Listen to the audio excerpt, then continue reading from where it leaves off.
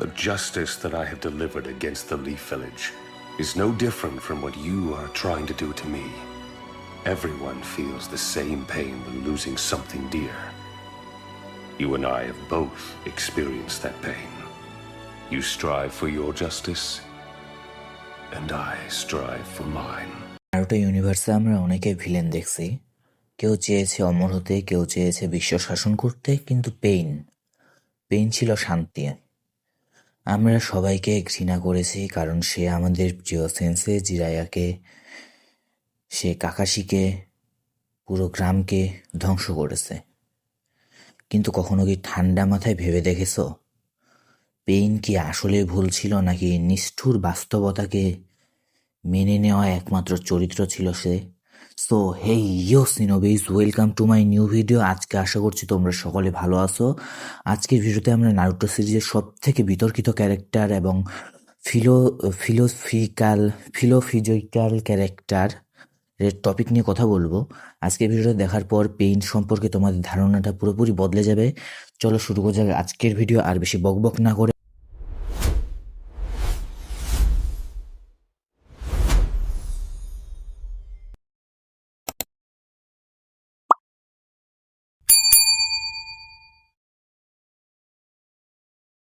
ভিডিওর শুরুতেই পেইনের সাথে পরিচয় হয়নি।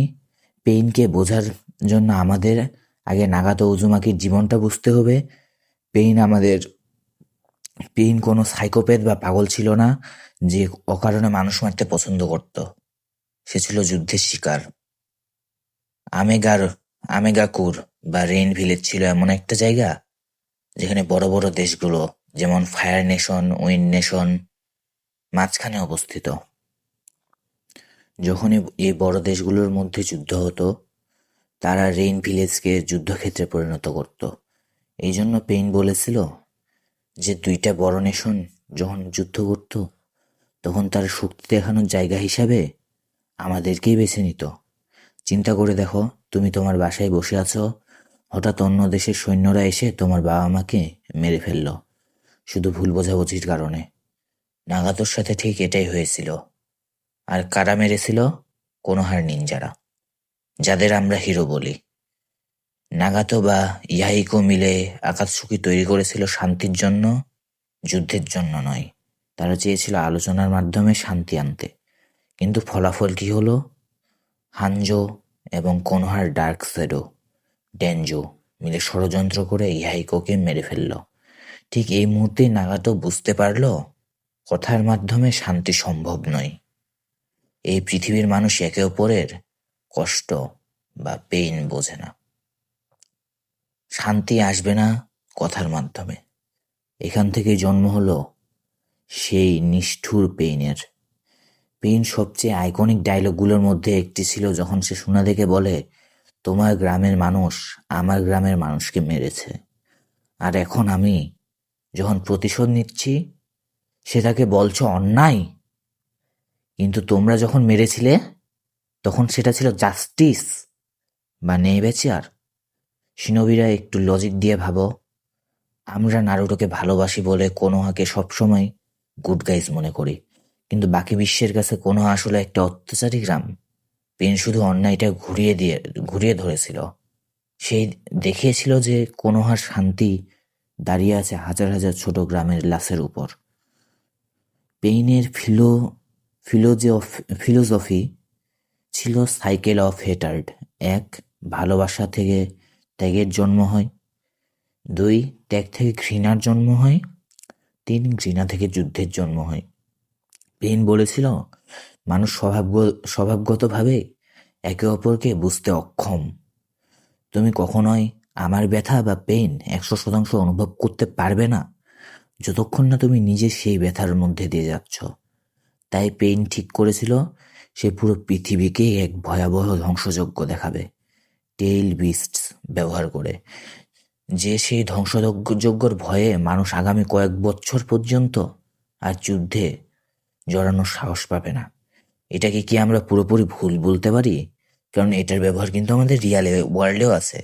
আমাদের রিয়াল ওয়ার্ল্ডে নিউক্লিয়ার ডিটারেন্স বা পারমাণবিক অস্ত্রের ভয়ে কিন্তু বড় বড় দেশগুলো সরাসরি যুদ্ধে জড়ায় না। পেইনের লজিকটা এখানে ঠিকই ছিল, পেইনের লজিকটা ভুল ছিল না। আমাদের রিয়াল ওয়ার্ল্ডের সাথে তুলনা করে দেখো তুমি, পুরো সিরিজে নারুটো সবাইকে টকনো জুৎসু দিয়ে হারিয়েছে, কিন্তু পেইনের সামনে প্রথমবারের মতো নারুটো চুপ হয়ে গেছিল। আর সেই সিনটা পেইন নারুটোকে জিজ্ঞেস করেছিল, even innocent foolish children will grow up in the face of pain until thoughts and believes are the same as yours. I want to ask you, how would you confront this hatred in order to create peace?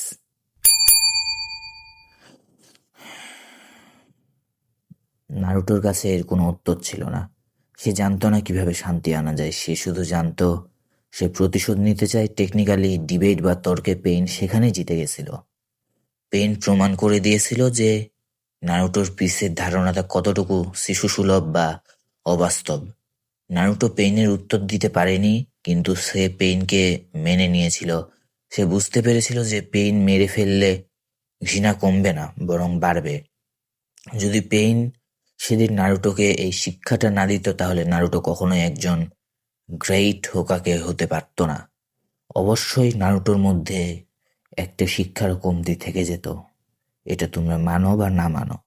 সে হয়তো আরেকজন mother বা অবিত হয়ে যেত, কে জানে। তো শেষ পর্যন্ত pain কি সঠিক ছিল? পেইনের পদ্ধতি হয়তো ভুল ছিল। গণহত্যা বা মাস কিলিং কখনো সমাধান হতে পারে না, কিন্তু তার ডিয়াগনোসিস বা সমস্যা চিহ্নিতকরণ ছিল 100% সঠিক। সে এই নোংরা পলিটিক্যাল সিনোবি ওয়ার্ল্ডের মুখোশ খুলে দিয়েছিল। সে নিজেকে গড দাবি করত, কিন্তু সে ছিল সবচেয়ে মানবিক যন্ত্রণার ভোগা এক সাধারণ মানুষ। সে নিজের জীবন দিয়ে নারুটোকে বিশ্বাস করিয়েছিল সে হয়তো নারুটোর এমন একটা পৃথিবী গড়বে যেখানে মানুষ একে অপরের ব্যথা বুঝবে। পেইন সঠিক ছিল এই কারণে, those who do not understand true pain can never understand true peace. যারা প্রকৃত ব্যথা বোঝে না, তারা প্রকৃত শান্তিও বুঝতে পারবে না। আমরা পেইনের এই কথাটাকে বিভিন্নভাবে ব্যঙ্গ করি সোশ্যাল মিডিয়ায়। জিনিসটা দেখে আমার অনেক সময় খারাপ লাগে, কারণ এই কথাটা একটা সত্যি কথা। যারা কখনো প্রকৃত ব্যথা বোঝে না, তারা কখনোই প্রকৃত শান্তিও বুঝতে পারবে না। আজকের ভিডিওটা এই পর্যন্ত। আমার মতো নারুটো সিরিজের লেখা ক্যারেক্টারগুলো হলো সেরা লেখা ক্যারেক্টারগুলোর মধ্যে হলো পেইন একটা। তোমাদের কি মনে হয়, পেইন কি ভিলেন ছিল নাকি ট্র্যাজিক হিরো? অবশ্যই আমাকে কমেন্ট বক্সে লিখে জানাও। আর ভিডিও ভালো লাগলে লাইক করে দাও, বন্ধুর সাথে শেয়ার করো, আর পাশে থাকা সাবস্ক্রাইব বাটনটা ক্লিক করে দাও, তারপরে বেল আইকনটাও ক্লিক করে দাও। দেখা হবে আবার নতুন কোনো ভিডিওতে। সাথে থাকবে আরো অনেক ইন্টারেস্টিং টপিক। তখন পর্যন্ত sayonara, tata, bye bye, see you in a new video.